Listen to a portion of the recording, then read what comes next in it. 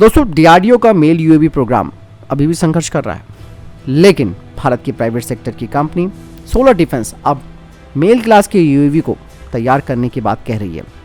वो इसे एक चैलेंज के तौर पर ले रही है।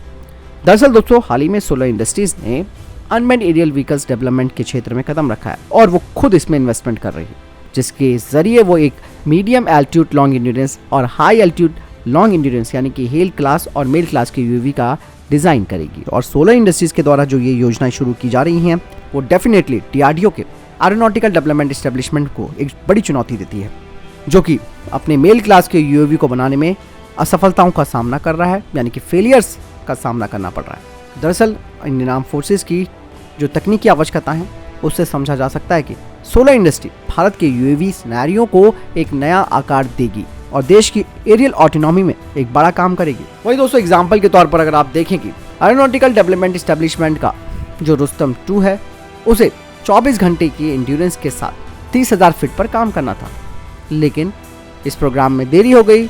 इसके वेट और इंजन की परफॉर्मेंस को लेकर जो मुद्दे सामने आए थे वो अभी तक दूर नहीं हुए। 2025 आ चुका है, लेकिन अभी भी कोई प्रोडक्शन की समय सीमा तय नहीं है।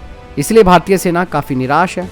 मजबूरन इजराइल के हेरॉन यूएवी को इंपोर्ट करने पर निर्भर रहना पड़ रहा है।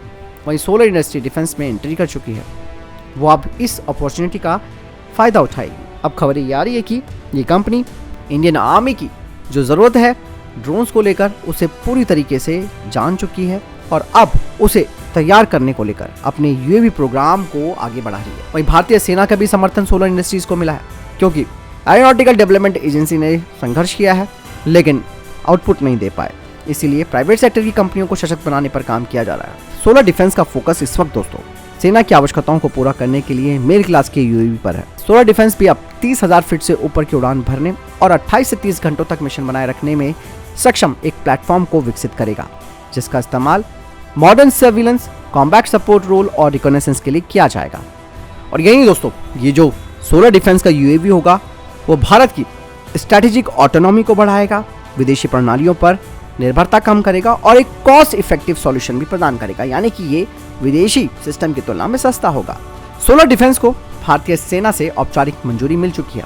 इसके बाद वो अब एक प्रोटोटाइप तैयार करेंगे। सोलर डिफेंस का कहना है कि वो अब अंतर्राष्ट्रीय निर्माताओं के साथ टर्बोप्रॉप इंजन को खरीदने को लेकर भी बात करेगा। हो सकता है कि ये अंतर्राष्ट्रीय निर्माता प्रैट एंड विटनी, कनाडा या फिर हनीवेल जैसी फर्म हो।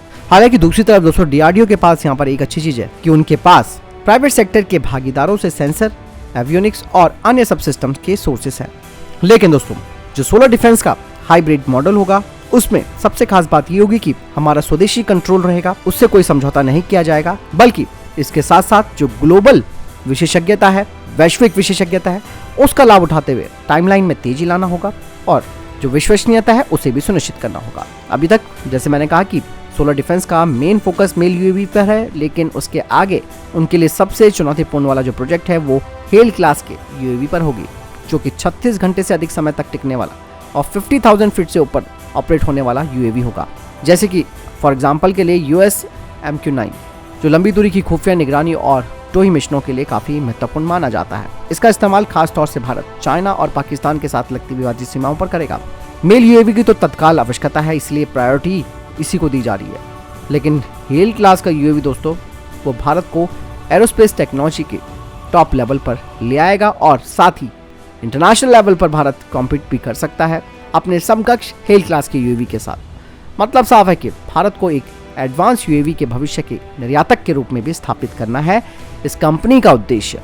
तो प्राइवेट सेक्टर फर्म्स की ताकत आपने देख ली होगी, किस तरीके से वो लोग काम करते हैं, टाइमलाइंस को फोकस करते हैं, अंतर्राष्ट्रीय टेक्नोलॉजी को भी वो लेकर आते हैं, उसको ऑब्जर्व करते हैं और प्लस स्वदेशी सिस्टम से समझौता किए बिना एक जबरदस्त सिस्टम तैयार करते हैं। फिलहाल इस बारे में आपकी क्या राय कमेंट सेक्शन में लिखकर जरूर बताएगा। मिलता हूं एक साथ। जय हिंद, वंदे मातरम।